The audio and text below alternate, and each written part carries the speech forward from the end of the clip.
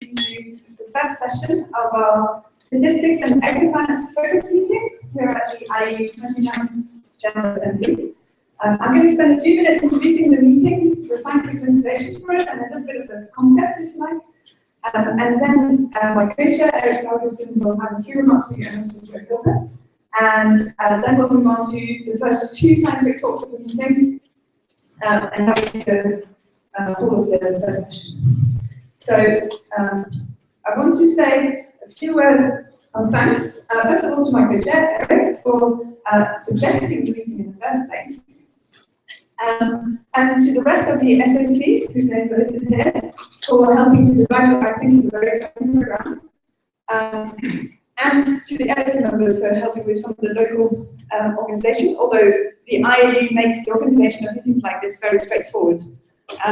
So, I believe we have it covered. So, a few details about the online aspects of the meeting. We have a website kindly built by our web extraordinaire person, Feigelson, who's just here. So, Paul, if you can stand up for a second. So, we are going to try and broadcast video of the meeting as it's going on using Google Hangouts. And the laptop that's filming this is down here. And we ask each speaker, if possible, to spend a few seconds at the beginning of their talk standing in front of this laptop so that whoever is watching the broadcast can get an idea of who you are. After that, you need to be very live. What matters is what you say and what's on the slide. If any of the speakers would prefer not to have their video streamed, please just let us know. And you can also opt to have them streamed but not archived, because by default they will be archived. And all of this we'll try and do. We'll see if it works, because we may struggle with the Wi-Fi connectivity in the room. We also have a Twitter account for the meeting. It is ExoStats Introduction, as you can see. And if you want to share the link to the video, essentially it's a YouTube channel. If you search for YouTube ExoStats video, you will see it there. And also up-to-date information about the program, etc., can be found on our website. There's also a handout which we'll be distributing with more details of the program, but Eric will talk about that. So I just want to give a few words of motivation for this meeting. As we all know, planetary signals tend to be very small, and these are just some examples of the characteristic amplitudes of various signals. So for a Jupiter-like planet around the Sun-like star, we have radial velocity amplitudes of order 10 meters per second. If you go to an Earth around a Sun-like star, this goes down to 10 centimeters per second. The depth of the transit of such a planet in front of a Sun-like star is about 1%, or 100th of a percent for an Earth. And then the contrast, if you're looking to directly to the planet, is of order 1 part per million, in the best cases, for a Jupiter-like case, down to 1 part per billion if you're trying to observe the planet. And just to bring this home visually, this is an image of the Sun with a large sunspot group, and this is the approximate size of the Earth in comparison. So often these signals are embedded in very complex noise sources that we have to model. Another characteristic of many exoplanet datasets is that they are time series. These are just 4 examples of various exoplanet datasets that I happen to have worked with. This is a Spitzer observation of a secondary eclipse of a small planet, a Neptune-sized planet, taken in 4 bands. Here we have radial velocity observations of a host star of a small transiting planet. This is a transmission spectroscopy dataset. And this is the light curve of Coro 2, which is an active G star with a transiting giant planet. All of these share problems related to the fact that they are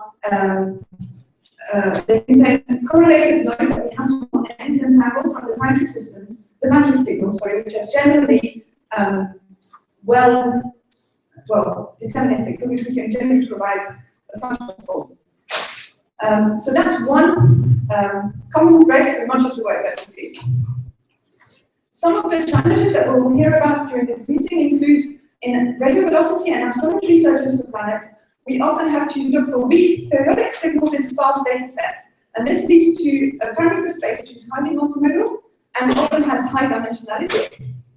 And we also have a severe model selection problem. So it's very hard to determine how many planets are supported it by a given data set.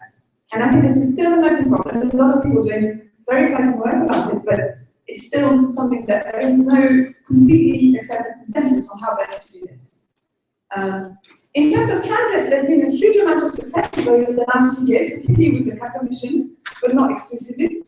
And one question that remains is, can we make our transit searches even more sensitive? Can we go beyond what we've already done and extract even more transits from a data set like the Kepler one and from future transit searches? Can we extract even more information from transit light curves once we have found the planet? And can we get our inter-Earth estimates? So I should clarify, inter-Earth is a variable that represents the frequency or the average number of Earth-like planets per star. And there have been many studies trying to get at this number over the last few years. We'll have an entire session dedicated to that this afternoon. But there is a lot of disagreement on what the actual estimate is. Looking at direct imaging, which is an area which is a lot of anticipation, and people are expecting lots of results for the next few years.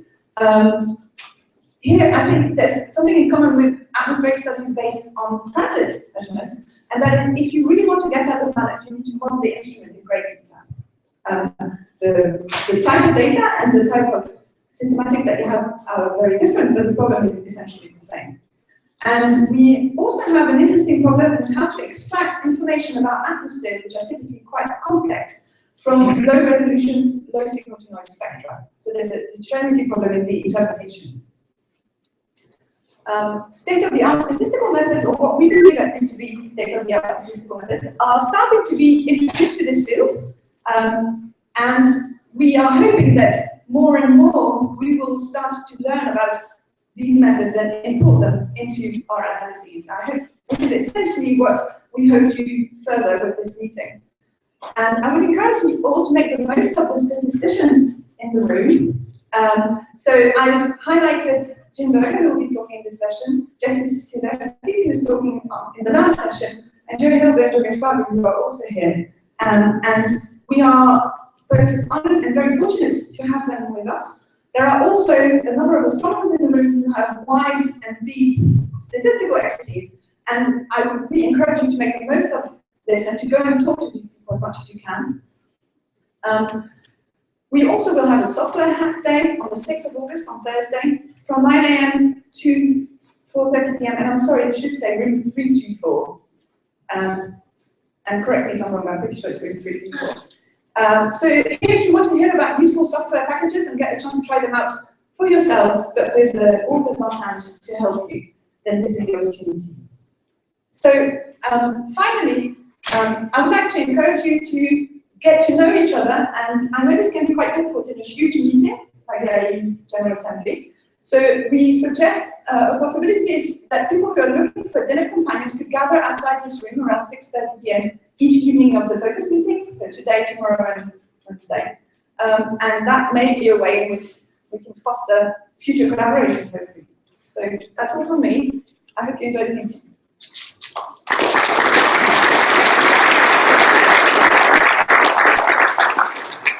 Thank you, Suzanne. I'm Eric Feigelson. Oh, I'm supposed to stand here for 10 seconds. There we go. And I'm the second of your three introductory remarks. The third one is Joe Hilbe, representing the International Statistical Association. So I want to tell you a little bit about this meeting, but not the exoplanet part. But it's sort of a weird or unusual meeting for the IAU, because it is sort of inherently cross-disciplinary. It's not just about Andromeda nebulae or about starburst galaxies or about some red physics. It is talking about statistics and exoplanets. And it brings in this branch of applied mathematics, which is an extremely vibrant field all by itself, which has enormous numbers of capabilities which the astronomers can benefit from.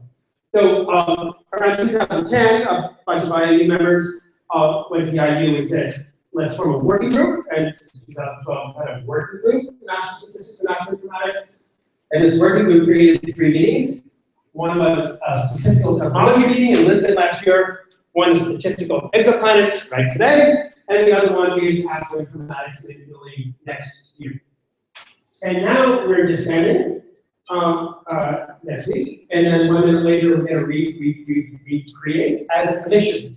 In other words, there's been a lot of enthusiasm for the relationship of statistics and computer science to astronomy, enough to bring into existence a commission in this.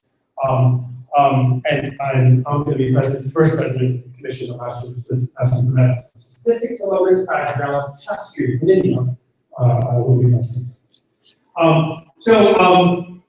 And then we did this all because Joe Hilbe created a similar organization among statisticians. The ISI is the equivalent of the IQ, the sister organization. And the IEEE is the in computer science. The American Statistical Association, Jesse Szyszewski, has created a working group there. There's a lot of momentum, ladies and gentlemen, to bring together higher quality, more sophisticated, appropriately used advanced methodology for astronomical research. A lot more thrust in this area than most investors. So I'd like to then just say that we're handing out right now a sheet of paper. Please accept it if you'd like. The front page is the regular meeting that you're used to attending. You're going to be sitting here in this room for 3 days if you choose to, or the other meeting. And this is just a schedule that, of course, is available electronically. But the far side of it is a little different. The topic is the poster session. The poster session is going to be tomorrow, starting at 10 a.m. And until 7:30. And I think at 6 to 7:30, the poster presenters will be there at the posters. And this is a list of posters. It's under electronically search for F as in focus, M as in meeting, 8P for poster, FM8P. Then you can find these posters. They will be all together in the room downstairs on Tuesday, which is tomorrow. Basically all day. Then on Wednesday, we have regular sessions, but on Thursday, we have what the IU calls a splinter meeting, but we are calling a hack day, and it's more informal. It's in a smaller room with tables. Come to it if you're really a professional, you're interested in software, you're interested in that business, stuff like this. Here, I visited some of the presenters in the morning, and we'll be able to go to lunch and come back. And basically, it's totally informal. The presenters will have their PCs open. And if you want to learn order correlation functions, or email VR, or Gaussian processes with Python, or something else, there'll be people there who are expert in these various topics. Software. And finally, I list some of the other activities that are related to astrophysics in this meeting. The very first one I'd like to point out is the inaugural meeting of the new commission. So if you not only are an exoplanet expert, but you also like the idea of bringing advanced statistics into astronomy, then please come. And this is where we're going to discuss on Thursday afternoon at 4 o'clock the future of this. So I'd like to welcome you all, and I'd like to welcome Joe Hilbe to give the third introduction. Okay.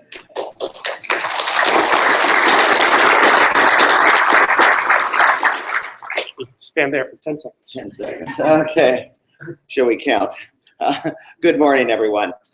I was under the impression that we could not, or the initial speakers here, presenters, weren't going to be having access to overheads here. So I prepared one and make sure I got every little point in, kind of a point-by-point talk. So please excuse, it's not going to maybe be as elegant as Eric and whatnot, and kind of roaming around. If it was on stage or something, yes, I would be doing that. But on this, I want to make sure we get the various points. Why don't I go up here and I can put this down? So.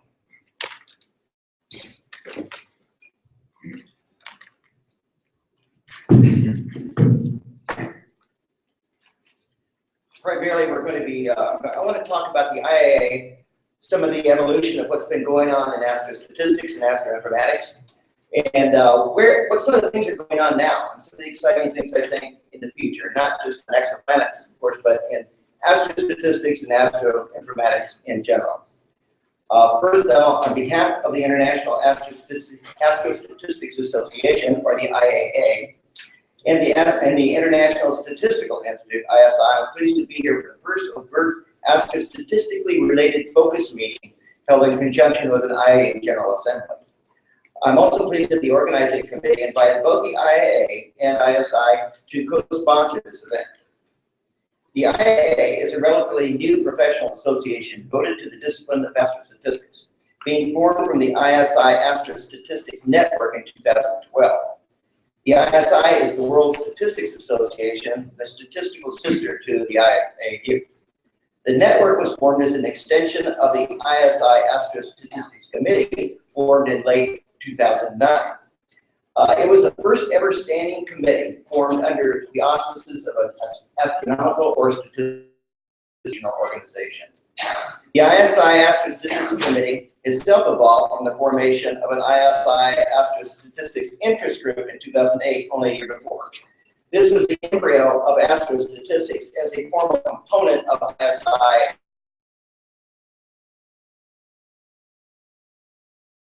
Beforehand. With the first IAU astrostatistically related symposium held last year in Lisbon, and with this focus meeting on statistics and exoplanets being held at the IAU General Assembly, and the authorization of a new IAU Class B3 Commission on Astroinformatics and Astrostatistics commencing at the conclusion of this assembly, it is clear that statistics and statistical training is now recognized by the general astrophysical community as being important, perhaps even vital, to future astronomical research. The IAA was formed to combine the interests of astronomers and statisticians into a professional organization in which members of these two disciplines, as well as those in information sciences and other related disciplines, may join their efforts to effect better research. The focus of the IAA from the outset has been collaboration between astronomers and statisticians. The IAA is currently approaching 600 members from 53 nations, some 3/4 of whom are astronomers. Astrostatistics working groups are now formal components of the IAU, the AAS, and of the American Statistical Association, or ASA, a full standing committee on astrostatistics. These organizations are all loosely tied together by their participation in the Astrostatistics and Astroinformatics Portal, or ASAIP. The portal was formed in 2012 by astronomer Eric Feigelson and myself, a statistician, and is sponsored by the Pennsylvania State University Department of Astronomy and Astrophysics. The ASAIP has folders for each of the above-mentioned associated organizations, as well as sections for blogs, announcements, books, and journal articles on astrostatistically related topics and so forth. The portal has a membership of over 900 researchers having an interest in astrophysics. The explosion of interest in astrostatistics is apparent not only because of its proliferation of organizations, but also with the many new conferences and workshops that are being conducted in the area. Most involve the input of both astronomers and statisticians. Prior to 2009, only 2 conferences existed in the area. The most noted was, and still is, the Statistical Challenges in Modern Astronomy series, which has been held on a quintennial basis from 1991. Several other smaller conferences were held on a periodic basis, both in the US and in Europe. And a couple of small collaborations existed, primarily with members coming from 2 or 3 universities. Now, just 6 years later, there are numerous conferences and workshops, some of which are already producing quality published research. In 2014, the IAA sponsored the creation of a new section called Cosmostatistics Initiative, or COIN, originated by Rafael de Souza of Göteborg's Lärarna University in Budapest. COIN sponsored a residence program where astronomers and statisticians worked together for a week in Lisbon. They divided into working groups, each focusing on the development of a research project. 5 published papers resulted from that residence workshop, and 3 software packages, one of which is published on Aigrain. The goal of these packages is to provide astrostatisticians with state-of-the-art modeling and diagnostic tools to better understand their data. In some cases, this entails the use of statistical methods that have not previously been used by astronomers to analyze astronomical data. This all came from COIN 1. A second COIN residence program is being held this year in late October on the Isle of Wight, just off the British coast in the English Channel.